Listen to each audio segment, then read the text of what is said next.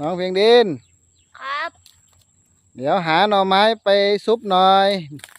อ้าวหักหน่อไม้หน่อยโอ้นี่หน่อไม้สวนบ้านเขาดินครับริมนาหักเลยครับสองมือเลยแรงๆโอ้ตัวก็ใหญ่เนาะแรงๆหักเลยเอ้ยแรง